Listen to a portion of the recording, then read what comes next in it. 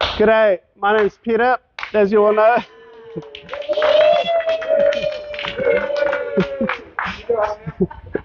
So today we're going to talk about wheel loaders. This particular one is one that we're selling. It's a 938K. With regards to wheel loaders and the parts that you see here, these parts don't necessarily fit this machine. They're just really examples of where they go and the types of parts we sell. Okay. This particular machine, a 938, 9 generally means a wheel loader. So we have wheel loaders from 910, 920, 928, 930. This one's a 938, 950, and so it goes up. The 38 in the 9, so this is a 938, is 3.8 cubic foot. That's basically the standard bucket load that this machine can carry. That's why it has that designation, 938. The K is the model series, so as we go up with Caterpillar, you get K. They miss out some, they might L, M, N, but they don't always go in alphabetical order, so it can be a little bit confusing.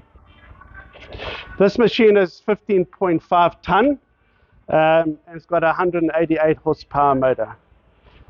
It is selling today at 140,000 Australian dollars. If you want to see me afterwards for a deal, I can see what I can do for you. I'll talk to the boss. It has a C7 engine in it. So I just wanted to show you the bucket. Typically, it just basically picks up soil or gravel or whatever application you're using it for. I wanted to show you the different points and how they work and the different adapters. So, what kind of torch are you giving me? Okay. Anyway, I'm going to just take this and fix it for you. The adapters that I'm showing you here. So this machine, as you can see, it's got no adapters. It's a cutting edge, and that might be used to clean up. It could be used in fodder or on a concrete floor or something like that, where you can just clean up on a hard surface, depending on the application. In different applications for digging holes, you would have adapters that are on either typically on a loader, use a flush mount adapter that gets welded on here, and then a bucket teeth gets put on there. That's a flush mount and it's welded on. All right. Then you get a bolt-on adapter. You can see it's got 2 holes that'll line up with those 2 holes, and that just makes it more universal, where you can take those off and then the next day you can put that on if you want. So that's a bolt-on adapter, just to change the applications. And this one's what we call a double strap adapter. You can see that it's like that. That measurement there is quite imperative for the thickness of the bucket and the edge. If you don't have an edge, the bucket. So that'll go over there, and that'll get welded on as well. These are typically used in a lot of excavator applications. How the teeth is, the bucket tooth is put on is basically with that there, and you can see that the adapter's got a cutaway. Can you see that?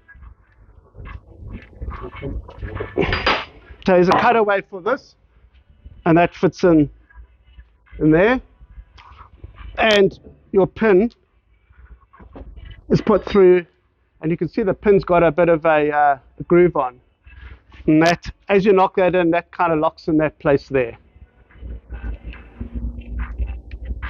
So that's how bucket teeth are put on with a big hammer, basically.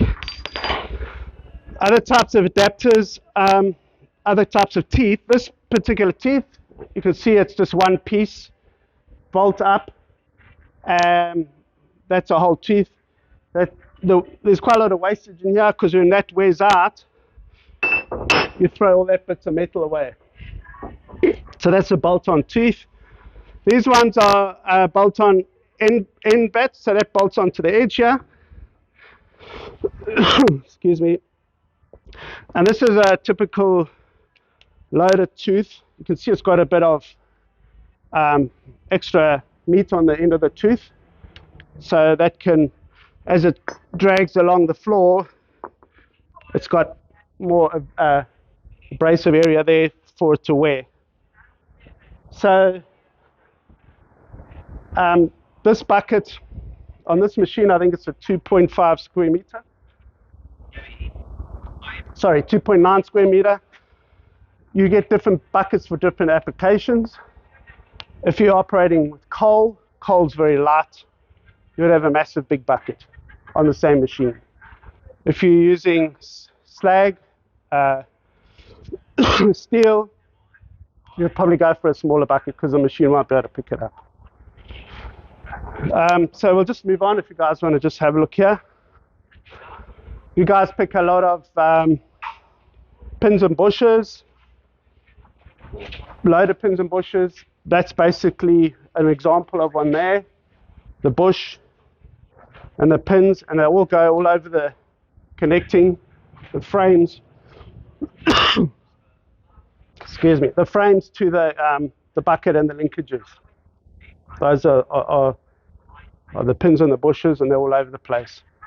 On this particular machine, we have one cylinder at the top. That's called a tilt cylinder. It's called that because it actually tilts the soil out of the bucket. The earlier machines used to have two of those, two tilt cylinders. Down here you'll see the hydraulic lift cylinders. There's one on each side over there, and they'll lift up the whole frame.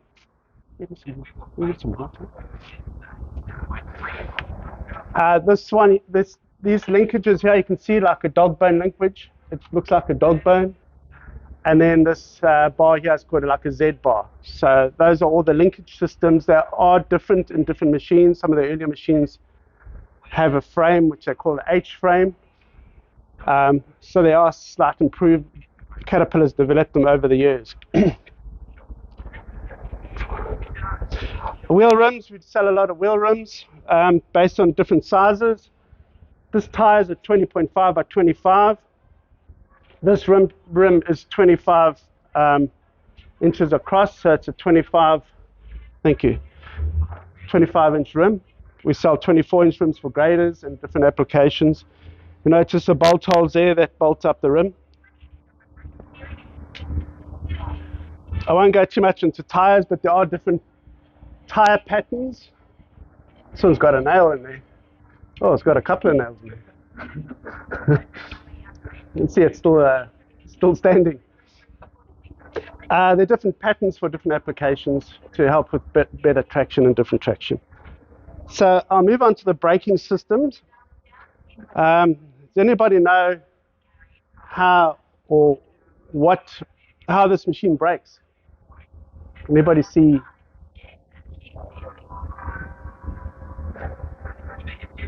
What do you say, Ian? All right. So the modern machines have a different system, but I'll start with the earlier machines. The early machines started with brake shoes, very much like your motor car. Two brake shoes and a drum, and you have a cylinder here, and it expands the shoes, and your vehicle or your loader will brake. They weren't that great in a wheel loader because of all the muck and the dirt. They then went on to a disc system. You'll find this system in most of your motor cars. A wheel disc like that, and a shoe brake pad on either side. So when you put your foot down on your vehicle, these pads actually clamp on that disc on each wheel. That's how your brake works on your vehicles and on your motor cars.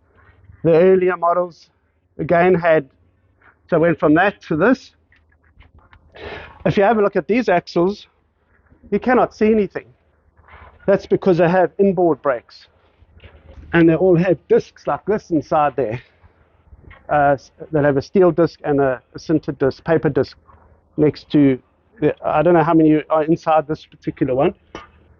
But on some of the graders, there are 36 discs inside. So that's the later type discs that will be inside this particular machine. So I'll just move on here a little bit. The drive line is a drive shaft which connects basically your engine through to your wheels. Now what I've got here, you can see, do you want to just come in and look? I've got a drive shaft there that's connecting from your transmission through to your front axle. And I'll just explain briefly how that works. This one's off a little grader. So you've got universal joints that go up and down. So that's assuming you go over a bump, your axle can oscillate, and your drive shaft can still deliver the power through these universal joints. Another thing as well on these drive shafts, is it can actually go in and out to some degree. Again, if you go over a bump, your drive shaft will expand. In that particular example, it will go in and out as well. So it can go up and down because you've got your universal joints, but it can also go in and out with these drive shafts. So I'll just move on to the back.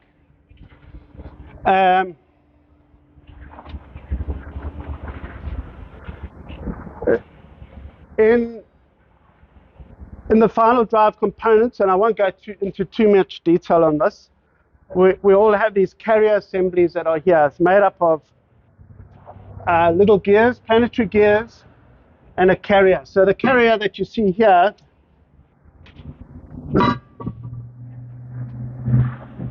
operates behind that wheel, and it drives through those three gears and a long shaft that goes through to the axle. So you guys pick up a lot of those carriers. That's generally where they go. They also go in transmissions and other components. This is a C7 engine. You can see there's quite a lot of electronics in there. Your filters. You guys pick a lot of filters for different, there's an oil filter, engine filter, fuel filter, water separator filter. And these days, to get emissions out of the air, they have a breather filter as well. So as your engine breathes, it's capturing the particles out of the air, so it doesn't pollute the air. So that's a breather filter. There's your exhaust. You guys pick a lot of exhaust mufflers, and then on top of that generally is a stack pipe that bolts to the engine. There's your air cleaner there. Air cleaner filters go inside there, and then at the back is your radiator in this particular machine. So there's a radiator core, and then you have your cooler here, which is an hydraulic cooler, which cools your hydraulic oil, or operated and cooled by a big fan, which is behind here. Loaders do have big counterweights at the back, so when you dig and pick up big amounts of soil, these weights just help balance the machine counteract it. And that's kind of it, just a general outlook on this 938. Any questions? All good? Okay, those counterweights, do you change them at all, or they stay that size? So you asked, do we change the counterweights? No, they're just generally the same counterweights that come with the machine. They're not, you don't get bigger ones or smaller ones. They're just, quite often they put some of the earlier models that are about this model, they put the batteries in the back as well because it all adds to the weight. You might as well have them somewhere, so they've put them in the back. I'm not sure if that's a battery box or that side, possibly. Thanks, Ian. Anything else? Okay, thank you.